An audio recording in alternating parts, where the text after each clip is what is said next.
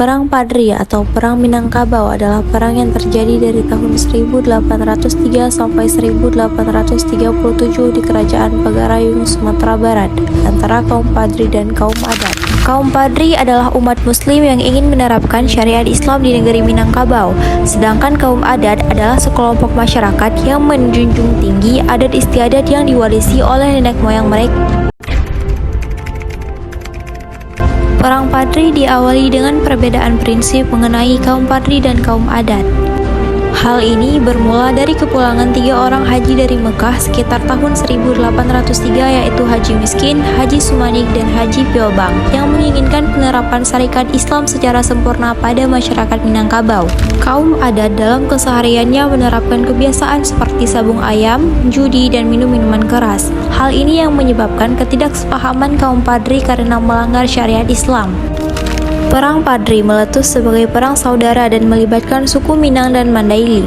Kaum Padri dipimpin oleh Tuanku Imam Bonjol, sementara kaum Adat dipimpin Sultan Arifin Shah.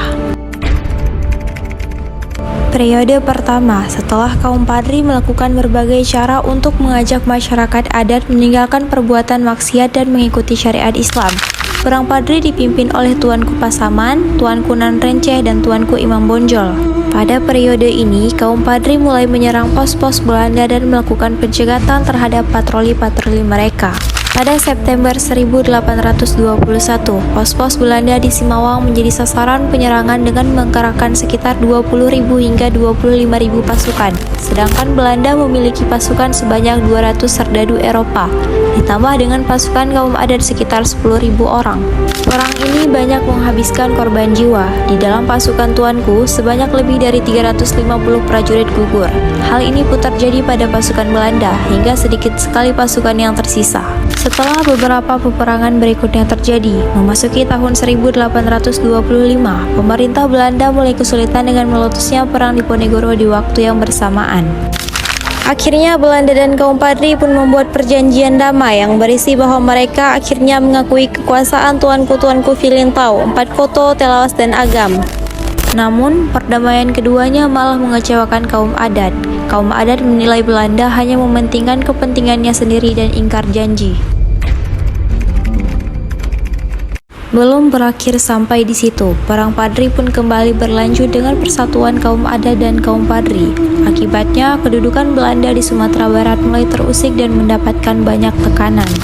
Menanggapi hal tersebut, Gubernur Jenderal Johannes van den Bos akhirnya mengangkat Kolonel J.P. Jacob Elliot sebagai pimpinan tertinggi militer di Sumatera Barat.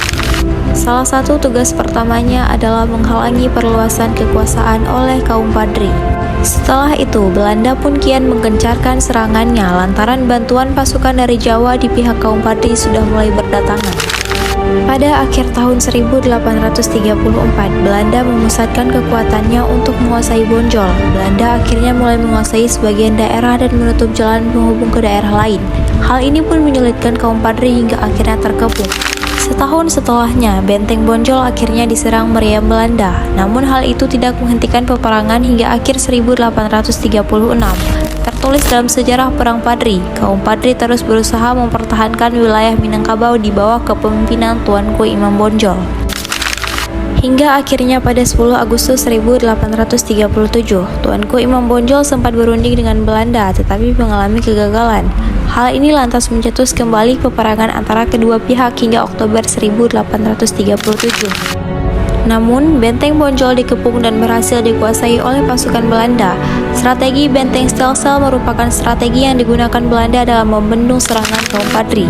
Berkat strategi ini, Belanda berhasil merebut wilayah yang dikuasai oleh kaum Padri. Tuanku Imam Bonjol dan beberapa pejuang lainnya akhirnya menyerah pada 25 Oktober 1837. Setelah resmi menyerah, Tuanku Imam Bonjol menyerahkan diri hingga akhirnya dibuang ke Cianjur, Ambon, dan Manado. Setelah itu, Tuanku Imam Bonjol dinyatakan wafat di Manado pada 6 November 1864. Perang Padri sendiri masih berlangsung sampai tahun 1838, meskipun akhirnya tetap harus menerima kenyataan bahwa mereka belum bisa mengalahkan Belanda. Perang Padri pun dianggap selesai dengan kemenangan jatuh ke pihak kolonial Belanda. Kerajaan Pagaruyung akhirnya menjadi bagian Pax Nederlandica di bawah kendali Hindia Belanda.